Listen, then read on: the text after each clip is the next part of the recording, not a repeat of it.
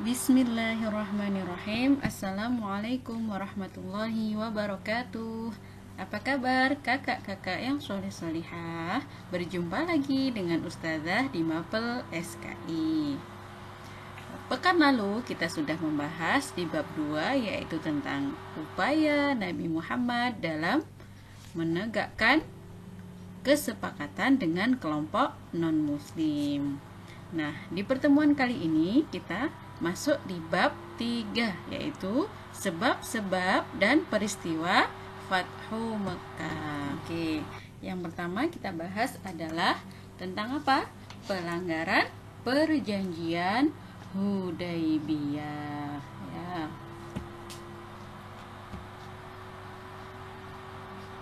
Mengapa sih kaum kafir Quraisy itu melanggar perjanjian Hudaybiyah? Karena kafir Quraisy membela Bani Bakar dengan mengirim bala bantuan untuk menyerang Bani Khuza'ah. Padahal dalam perjanjian Hudaybiyah telah disepakati gencatan senjata antara kaum kafir Quraisy dan kaum muslimin. Peristiwa ini terjadi pada tahun 8 Hijriah.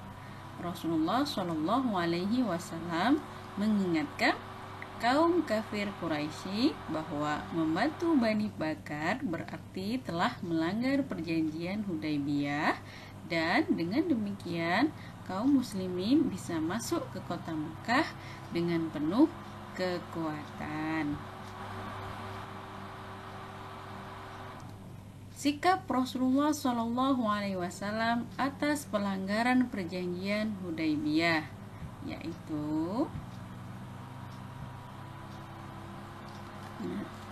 para sahabat dengan penuh semangat mentaati perintah Rasulullah Shallallahu Alaihi Wasallam berangkat menuju Mekah. Rasulullah Shallallahu Alaihi Wasallam berkomitmen dengan perjanjian Hudaybiyah. Namun, saat kafir Quraisy melanggar, Rasulullah Shallallahu Alaihi Wasallam mengambil sikap tegas. Ya.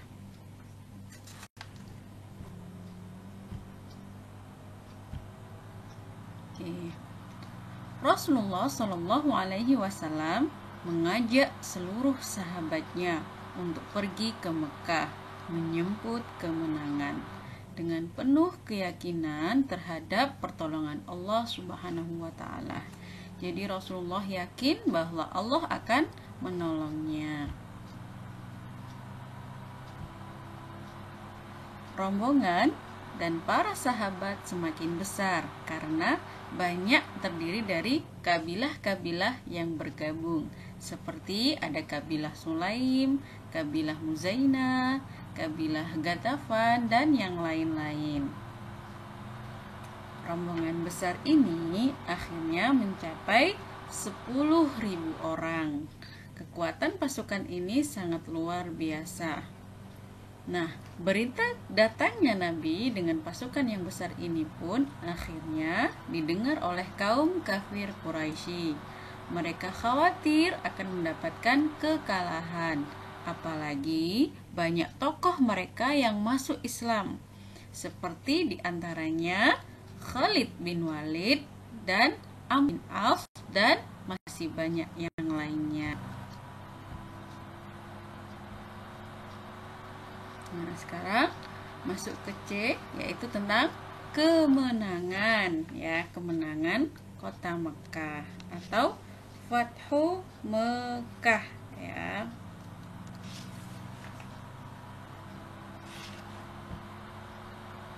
Oke, di situ ya.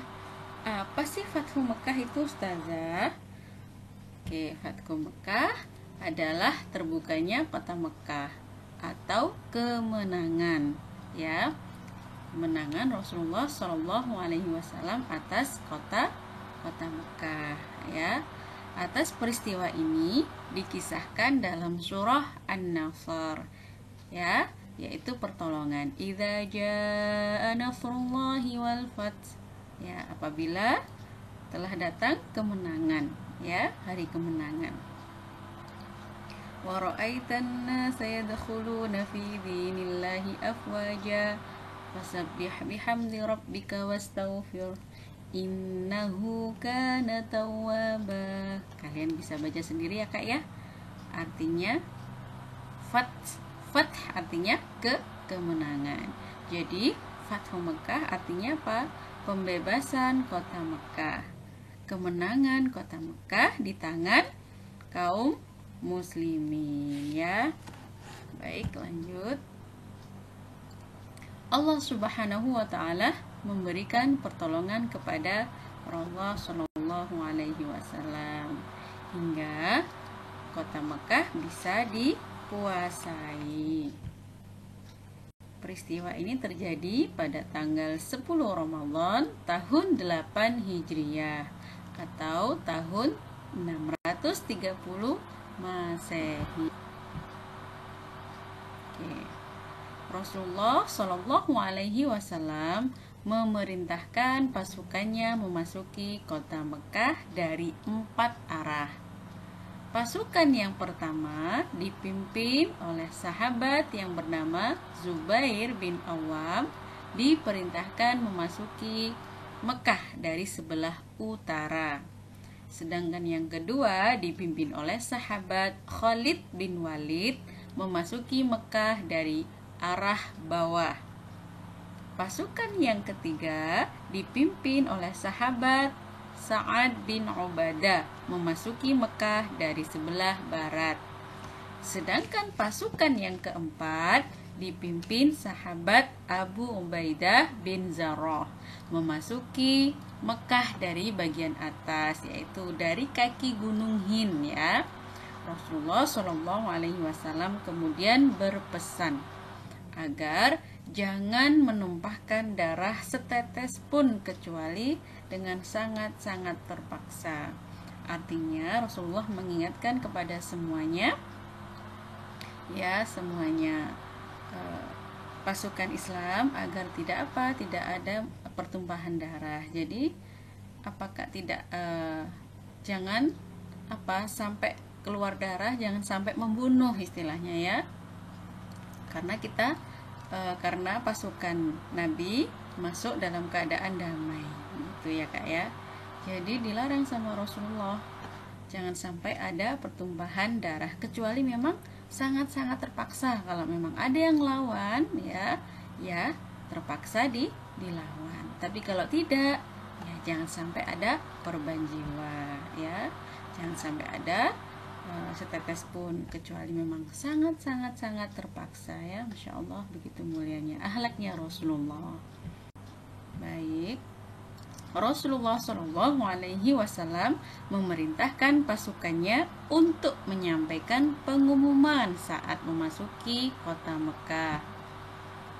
Karena itu bergemuruh suara dari masing-masing arah ya. Bergemuruh artinya dengan pekikan suara takbir ya, dari 4 arah tadi yang dipimpin oleh sahabat-sahabat beliau tadi ya.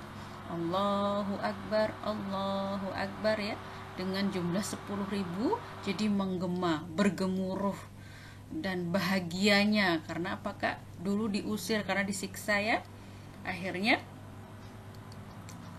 kaum muhajirin datang ke Madinah. Orang Madinah disebut apa? Kaum Ansor yang menolong saudaranya.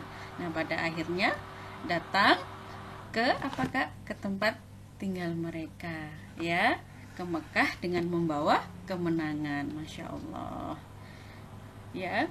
Apa sih isi pengumuman tersebut? Oke, kita lanjut. Nah, yang pertama adalah barang siapa yang masuk ke rumah Abu Sofyan, maka dia aman. Barang siapa ia masuk ke rumahnya sendiri dan menutup pintunya, maka dia aman. Dan barang siapa yang masuk ke Masjidil Haram, maka dia aman. Ya, itu pengumuman yang disampaikan oleh Rasulullah ya Kak ya.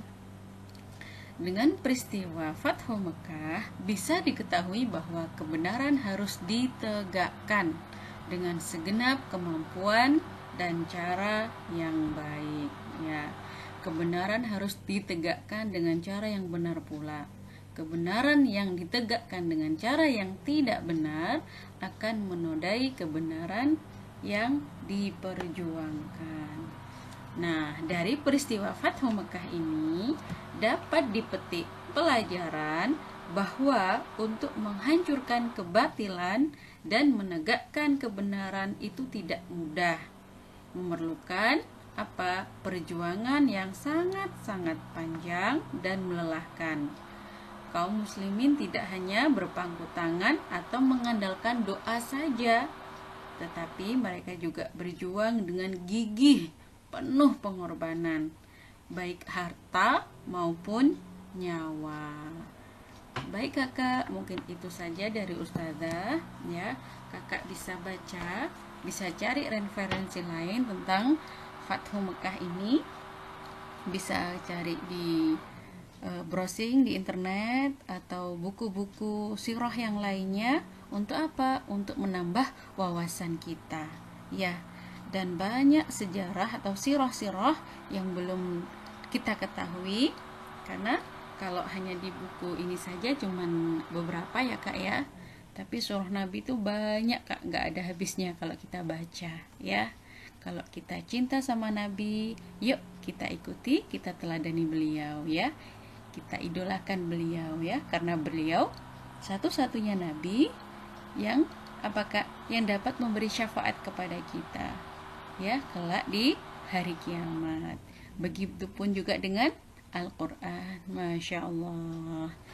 Baik, itu saja dari Ustazah. Apabila ada kesalahan, mohon maaf yang sebesar-besarnya. Ustazah akhiri, wassalamualaikum warahmatullahi wabarakatuh.